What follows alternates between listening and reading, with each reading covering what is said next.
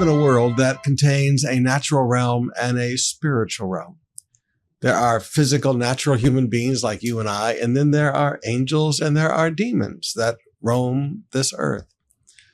And many Christians either want to pretend that demons don't exist, or they're so fascinated with them, they want to scream at demons and be obsessed with demons all the time. But like in most things in life, Jesus was neither extreme. Jesus dealt with them when he needed to deal with them. But other than that, you don't ever find Jesus out looking for demonic authorities. He was never out looking for the spiritual ruler of the area of Galilee. That's not what Jesus was about. And I want you to see why.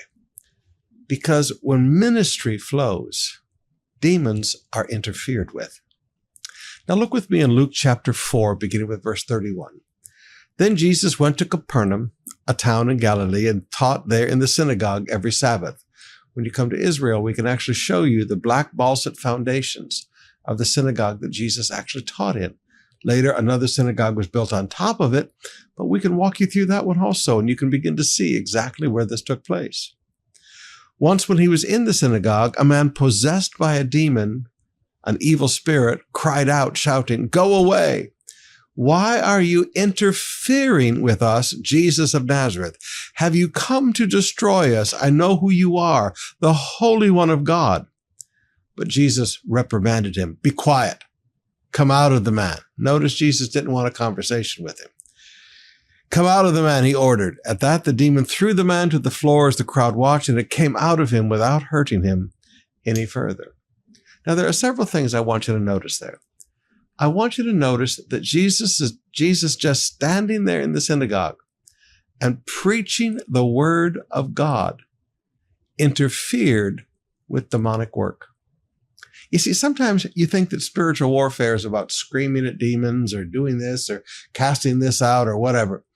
And you don't understand that the basic ministry that Jesus did of preaching and teaching interfered with demonic work.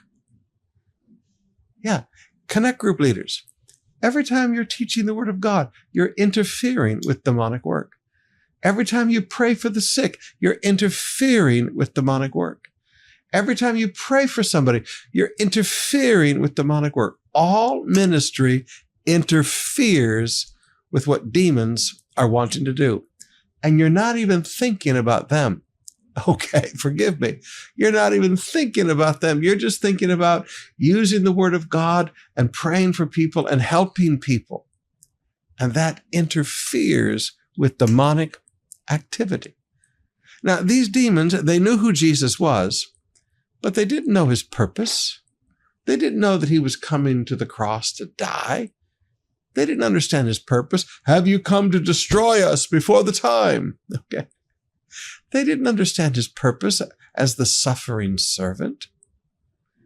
But they did understand just him being a minister and ministering to people interfered with their work.